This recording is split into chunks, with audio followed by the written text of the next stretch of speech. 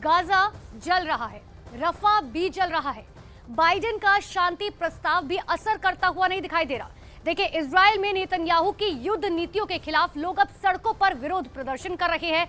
Hamas कह रहा है कि वो बंधकों वाली शर्त मानने के लिए तैयार है, लेकिन नेतन्याहू कह रहे हैं कि हमास के आखिरी लड़ाके के मारे जाने तक ये युद्ध जारी रहेगा। लेकिन इन सब के बीच में सवाल यह है कि क्या फिलिस्तीन इजराइल युद्ध रूस यूक्रेन युद्ध की तरह अभी और लंबा खींचेगा? क्या बाइडेन का शांति प्रस्ताव भी फेल हो जाएगा?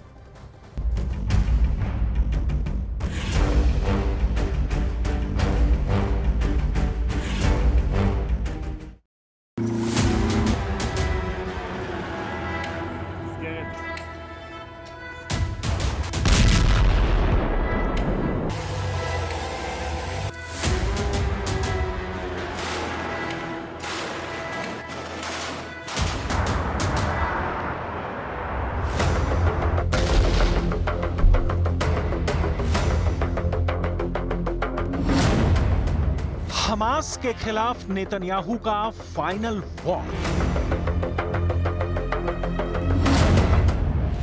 रफा टू गाजा, बम, बारूद और गोलियों की बौछार।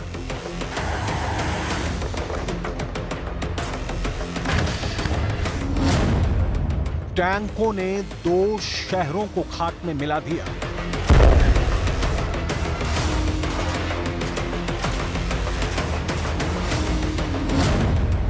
हमास ने कहा शांति के लिए तैयार। इजरायल ने कहा अंतिम लड़ाके की मौत तक युद्ध रहेगा जारी।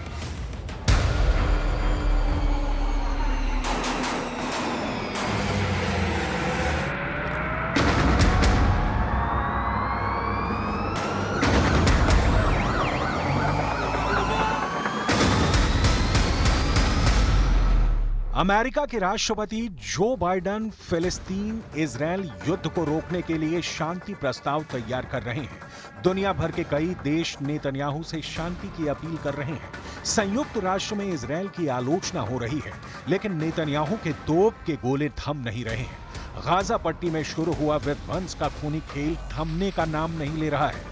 इजरायली सैनिकों ने वेस्ट बैंक में स्थित अकबत जब्र रिफ्यूजी कैंप पर रेड के दौरान एक 15 साल के किशोर को गोली मार दी। मीडिया रिपोर्ट के मुताबिक फिलिस्तीनी किशोर बुरी तरह जख्मी था, लेकिन उसे डॉक्टर के पास नहीं जाने दिया गया। आखिरकार उसकी मौत हो गई। रफा में हेल्थ सर्विस पूरी तरह से ठप हो गई है। WHO के मुताबिक रफा में सक्रिय एकमात्र अल हिलाल एमिरेट हॉस्पिटल भी बंद हो गया है। भीषण संघर्ष की वजह से एक तरफ जरूरी सामान की आपूर्ति बुरी तरह से चरमरा गई है, तो दूसरी तरफ राहत एवं बचाव दल के सदस्य भी इलाके में सेवा देने से इनकार कर रहे हैं। इस बीच इजरायल ने कहा कि उसे अभी तक जो बाइडेन के पीस प्रपोजल का लिखित दस्तावेज प्राप्त नहीं हुआ है। इजरायल ने जो बाइडेन के शांति प्रस्ताव पर विचार करने के लिए जल्द ही वॉर कैबिनेट की बैठक करने की बात कही है। बाइडेन ने 3 सूत्रीय शांति प्रस्ताव रखते हुए इजरायल और हमास से इसे अपनाने की अपील की है। This is truly a decisive moment. Israel has made their proposal. Hamas says it wants a ceasefire. This deal is an opportunity to prove whether they really mean it. Hamas needs to take the deal. For months, people all over the world have called for a ceasefire. Now it's time to raise your voices and demand that Hamas come to the table, agrees to this deal, and end this war that they began. अमेरिकी राष्ट्रपति ने Gaza पट्टी में शांति बहाली के लिए 3 सूत्रीय formula सामने रखा है। इस 3 सूत्रीय फॉर्मूले में क्या क्या है, पहले इसे समझते हैं। इसमें पहला है हमास इजरायल के बीच युद्ध विराम, घनी आबादी वाले इलाकों से इजरायली सेना की वापसी। दूसरा है इजरायली बंधकों की रिहाई, फिलिस्तीनी कैदियों की अदला बदली। और तीसरा है गाजा के रिहायशी इलाकों का पुनर्निर्माण, घरों, स्कूलों और अस्पतालों को बनाने के लिए अमेरिका और अंतर्राष्ट्रीय मदद से एक विशाल पुनर्निर्माण योजना। هذا المقترح جاء متأخر ومع ذلك أن يأتي متأخرا خيرا بكثير من أن لا يأتي بتاتا، فلذلك نأمل من الله عز وجل ونأمل من الإدارة الأمريكية والمجتمع الأوروبي بشكل عام الاستمرار في الضغط على إسرائيل من أجل وقف إطلاق النار ومن أجل إحياء أطفال غزة ونساء غزة، لأن أكثر القتلى وأكثر الشهداء في قطاع غزة هم من الأطفال والنساء. बाइडन ने इजरायल और हमास के इस प्रस्ताव पर बातचीत करने की अपील की है, लेकिन मामला अभी अटक गया दिख रहा है। हमास की ओर से कहा गया है कि प्रेसिडेंट बाइडन का प्रस्ताव पॉजिटिव है, लेकिन उसे अभी तक लिखित में कुछ भी नहीं मिला है। अब ये देखना है कि बाइडन के शांति प्रस्ताव पर नेतन्याहू का क्या स्टैंड है। इजरायली प्रधानमंत्री बेंजामिन नेतन्याहू ने फिर से दोहराया है कि जब तक हमास की सैन्य और प्रशासनिक क्षमताएं नष्ट नहीं हो जाती, सभी बंधक रिहा नहीं हो जाते, तब तक गाजा में स्थायी संघर्ष विराम नहीं होगा।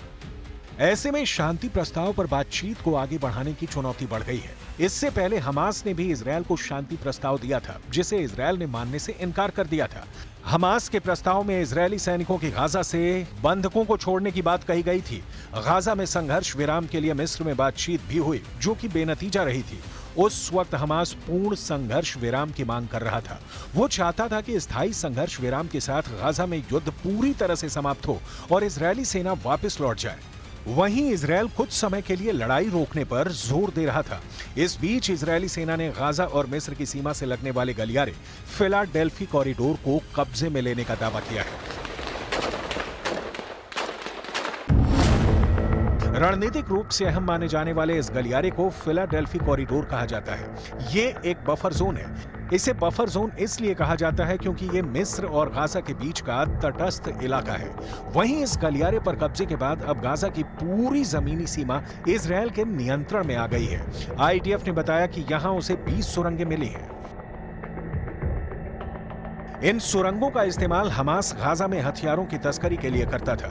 आईडीएफ प्रवक्ता डेविड मेंसर के मुताबिक, मैं इस रिपोर्ट की पुष्टि नहीं कर सकता हूं कि हमारे सैनिकों ने फिलाडेल्फी कॉरिडोर पर कब्जा कर लिया है, जो मिस्र और रफा के बीच का संकीर्ण सीमा गलियारा है। लेकिन मिस्र ने फिलाडेल्फी कॉरिडोर में सुरंग मिलने के इजरायल के इस दावे को खारिज कर दिया है। इस कब्जे के दावे के बाद तनाव और बढ़ गया है। दूसरी तरफ इजरायल में प्रधानमंत्री बेंजामिन नेतन्याहू की मुश्किलें बढ़ती जा रही हैं। लोग सड़कों पर उतरकर विरोध प्रदर्शन कर रहे हैं। लोगों की मांग है कि इजरायली सरकार हमास के साथ बातचीत कर युद्ध बंद करे और बंधकों की सकुशल वापसी सुनिश्चित कराए। Because we want our hostages back and we want to make sure that our government listens to President Biden, Yosef as we call him, Joe, and help listen and bring, take the deal and bring the hostages back. They deserve it. It's the right moral thing to do. लेकिन Israel में जहां एक ओर विरोध और प्रदर्शनों का दौर है, तो दूसरी ओर इजरायल धुर दक्षिणपंथी नेता किसी भी तरह के शांति प्रस्ताव का विरोध कर रहे हैं। जबकि अमेरिका के राष्ट्रपति बाइडन का मानना है कि इजरायली हमले में हमास इस कदर तबाह और बर्बाद हो चुका है कि बहुत जबरदस्त पलटवार की आशंका उसकी ओर से पैदा नहीं होती। लिहाजा इजरायल के प्रधानमंत्री बेंजामिन नेतन्याहू पर अगर शांति प्रस्ताव के खिलाफ घरेलू स्तर पर दबाव डाला जाता है तो उन्हें झुकना नहीं चाहिए। इजरायल में सड़कों पर उतरे लोग भी बाइडन के बयान का समर्थन कर रहे हैं।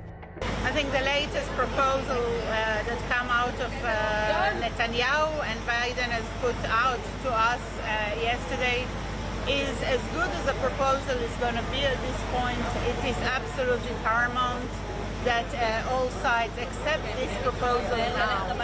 We do feel it's our last chance. Many of the hostages already are no longer with us, and some of them are in their last strength.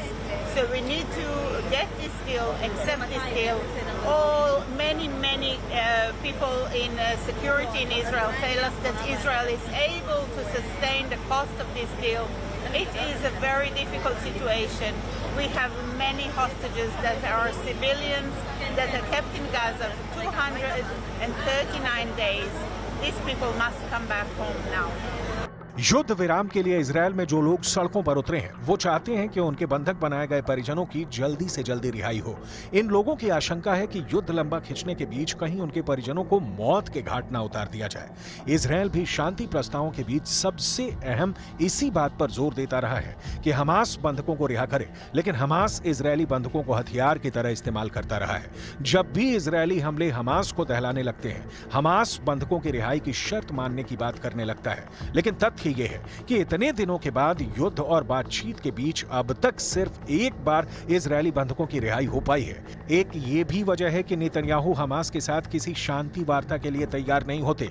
Biden के शांति प्रस्ताव पर इजरायल का स्टैंड बदलता है या नेतन्याहू प्रस्ताव ठुकरा देते हैं, ये देखना दिलचस्प होगा।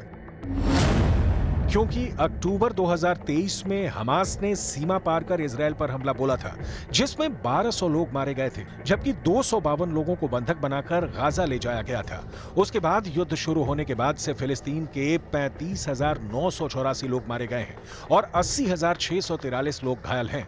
फिलिस्तीनी स्वास्थ्य मंत्रालय ने दावा किया कि आईडीएफ ने गाजा में 8 नरसंहार किए। इसमें आगे कहा गया है कि कई पीड़ित अभी भी मलबे के नीचे दबे हैं या सड़कों पर हैं। नेतन्याहू अब की बार हमास या यमन के हूथी या लेबनान के हिजबुल्लाह की ओर से होने वाले हमलों की आशंका को हमेशा के लिए खत्म कर देना चाहते हैं। लेकिन दिक्कत यह है कि रफा या गजा पर अटैक के दौरान बड़ी संख्या में आम लोगों की मौत हो रही है। विश्व बिरादरी की चिंता इन्हीं मासूम लोगों की मौत से जुड़ी है।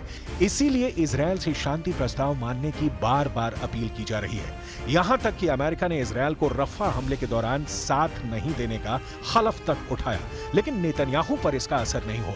अब देखना है कि बाइडेन के शांति प्रस्ताव के बाद युद्ध की क्या दिशा और दशा होती है।